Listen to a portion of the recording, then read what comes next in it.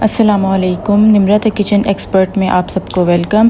I hope کہ آپ سب ٹھیک ہوں گے۔ آج میں آپ کے لیے ایک زبردست سی بریانی کی ریسیپی لائی ہوں، مٹن بریانی کی ریسیپی، جو کہ بہت ایزی اور جلدی بننے والی ہے۔ تو چلے آئیں سٹارٹ کرتے ہیں۔ اچھا، تو بریانی میں جن چیزوں کی ہمیں ضرورت پڑے گی ان میں ہمیں چاہیے 1 ٹیبل سپون زیرہ پاؤڈر، 1 ٹیبل سپون کشمیری لال مرچ، 1 ٹیبل سپون دھنیا پاؤڈر، 1 ٹی سپون گرم مسالہ، 1 ٹی سپون ہلدی اور 1 ٹیبل سپون پسی لال مرچ کا پاؤڈر، 1 کپ دہی، پودینہ کی ایک گٹھی لے لی تھی، اس کو کاٹ دیا تھا، اور آلو بہارے 4 سے 5 لے لیے ہیں، ٹومیٹو پیوری لے لی ہے 1 کپ، نمک 2 table spoon, lemon juice 4 table spoon, جائفل اور جاوتری ہاف ٹی سپون، الائچی پاؤڈر ہاف ٹی سپون، یہ بے لیفز لے لیے 3 سے 4 میں نے کالی مرچ لے لی ہے ثابت، ہاف ٹی سپون میں نے لے لیا زیرہ، اور ایک دار چینی لے لیا میں نے۔ یہاں پہ میرے پاس 1 ٹیبل سپون ادرک لہسن کا پیسٹ ہے اور 1 ٹیبل سپون گرین چلیز کا پیسٹ بنا لیا میں نے۔ فرائیڈ انین میں نے لے لیے 4 ٹیبل سپون اور گھی میں نے لے لیا 1 کپ۔ تو چلے آئیں اب بریانی کی پریپریشن سٹارٹ کرتے ہیں۔ اچھا جی، تو یہاں پر میرے پاس 1 کلو مٹن ہے اور اس کو میں پریشر کوکر میں پکا لوں گی۔ اس کے اندر میں نے 2 بے لیفز ڈال دیے ہیں، ادرک لہسن کا پیسٹ ہاف ٹی سپون ڈالا ہے، دار چینی چھوٹی 2 ڈال دی ہیں، نمک 1 ٹیبل سپون ڈال دیا ہے۔ اس کو میں نے یہ ساری چیزیں میں نے اس کے اندر اس لیے ڈالی ہیں تاکہ جو مٹن کے اندر سے جو اسمیل ہوتی ہے وہ نہ آئے آپ کو، اور اس کو میں سیٹی لگا دوں گی تقریباً 20 سے 15 منٹ میں نے اسے پکایا۔ دیکھیں، سب سے پہلے میں نے پین میں 1 کپ گھی ڈال دیا ہے، جو کہ پری ہیٹڈ ہے میرا، پہلے سے ہی شروع سے ہی میں نے اس کو گرم کرنے کے لیے رکھ دیا تھا۔ اب میں نے اس کے اندر بے لیفز ڈال دیے، زیرہ ڈال دیا، بادیان اور 1 الائچی ڈالنی ہے، اور اس کو میں نے سوتے کرنا ہے 1 سے 2 منٹ تک میں اس کو سوتے کروں گی۔ جب یہ اچھی طرح سوتے ہو جائے گا تو پھر میں اس کے اندر جو میرے پاس جو پریشر کوکر میں جو میں نے اپنا مٹن کوک کیا ہوا تھا وہ اب میں اس کو ڈال دوں گی۔ اس کو بھی آپ نے اچھی طرح سے بھوننا ہے، 2 سے 3 منٹ کے لیے بھوننا ہے تاکہ جو اس کی جو اسمیل ہے وہ ختم ہو جائے ساری۔ آپ لوگ بیف کا بھی گوشت لے سکتے ہیں، یہ آپ کی مرضی ہے۔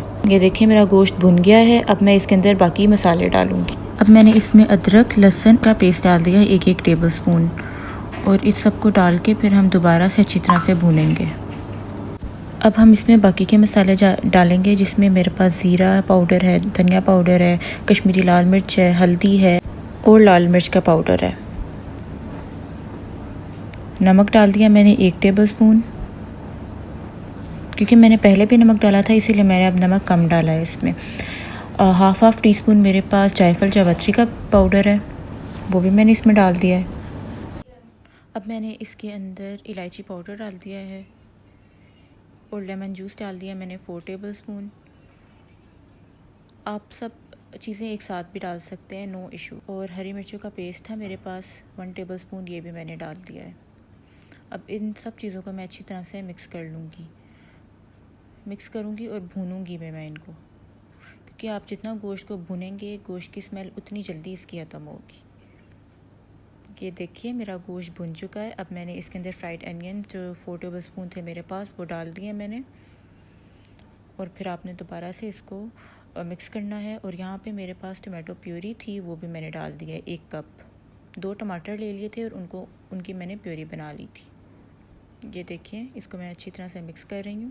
اب میں نے اس کے اندر جو میرے پاس ہرا دھنیا تھا اور پودینہ تھا وہ میں نے ڈال دیا، ایک گٹھی ڈال دی ہے، اور آلو بہارے 5 سے 6 میں نے ڈال دیے ہیں۔ آپ اس کے اندر کم بھی ڈال سکتے ہیں، زیادہ بھی ڈال سکتے ہیں، اٹس اپ ٹو یو۔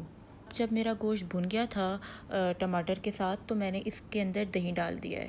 اب دہی ڈال کے بھی میں اس کو تقریباً 15 سے 20 منٹ تک بھونوں گی تاکہ اس کا جو مسالہ ہے وہ پک جائے۔ اب میں اس کو کور کر کے بھننے کے لیے چھوڑ دوں گی۔ اب چاولوں کے پانی میں جو چیز ڈلے گی اس کے لیے ہمیں چاہیے 2-3 بے لیفز لے لیے ہیں میں نے، یہاں پہ 2 بادیان لے لیے ہیں، 4-5 الائچی 4-5 لونگ لے لیے ہیں، 3-4 کالی مرچ لے لیے ہیں، 3-4 الائچی لے لیے ہیں، کالا زیرہ لے لیا ہے اور 1 دار چینی لے لیا بڑی، 1 ہری مرچ لے لی ہے اور پودینہ لے لیا ہے۔ اب ہم اس سب کو چاولوں کے پانی میں ڈالتے ہیں۔ پانی میں نے 9 گلاس لے لیا تھا اور چاول میرے پاس 3 گلاس تھے، تو ان 3 کا میں نے ڈبل کر لیا، تو میرے پاس 9 گلاس پانی لے لیا میں نے. اب یہ ساری چیزیں میں نے اس کے اندر ڈال دی ہیں اور 2 ٹیبل سپون میں نے نمک بھر کے ڈال دیا. نمک آپ لوگ اپنی مرضی سے کم زیادہ کر سکتے ہیں. اب ہم اس کو اچھی طرح سے بوائلس لگوائیں گے اور 2 ٹیبل سپون میں نے اس میں آئل بھی ڈال دیا ہے. اب چاولوں کو میں نے پانی کے اندر ڈال دیا ہے اور اس کو میں 6 سے 7 منٹ تک پکاؤں گی. میں نے 70 to 80% چاولوں کو کوک کیا تھا. یہ دیکھیں میرے چاول یہاں پہ پک گئے ہیں. 70 to 80% میں نے کوک کیا تھا. اور اب میں اس کی لیئرز کروں گی چاولوں کی. یہ میں نے پہلے ایک لیئر کے لیے سب سے پہلے نیچے چاول لگا دیے ہیں. اس کے بعد میں نے یہ جو میرا مسالہ تیار ہو گیا تھا مٹن کا وہ میں نے اس کے اندر ڈال دیا ہے.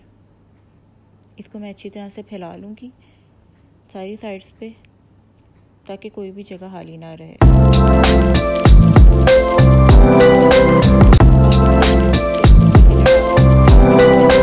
ڈالا تھا میں نے بعد میں ڈالا تھا کلر.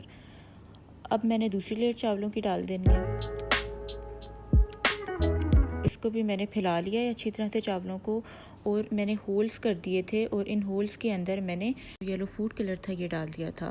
اچھا کچھ لوگ یلو کلر لیتے ہیں اور کچھ لوگ اورنج کلر بھی ڈالتے ہیں. تو میرے پاس یلو تھا اورنج کلر نہیں تھا تو میں نے اسی لیے یلو کلر ڈال دیا، زردہ رنگ جسے کہتے ہیں ہم. اب میں نے اس کے اندر ہری مرچیں ڈال دی ہیں، اوپر سے لیمن ڈال دیا ہے کٹ کر کے، اس کے سلائسز میں نے کٹ کر لیے تھے اور میں نے پودینہ اور ہرا دھنیا ڈال دیا تھا اوپر سے. اور اب میں نے اس کو دم پہ لگا کے رکھ دینا ہے. شروع میں نے اس کی جو فلیم تھی وہ ہائی رکھی تھی اور پھر اینڈ میں نے اس کی فلیم تھوڑی سلو کر دی تھی تاکہ اچھی طرح سے دم لگ جائے. 20 سے 25 منٹ کا میں نے اسے دم لگوایا تھا. اور یہ دیکھیں میرے چاول کتنے زبردست سے تیار ہیں.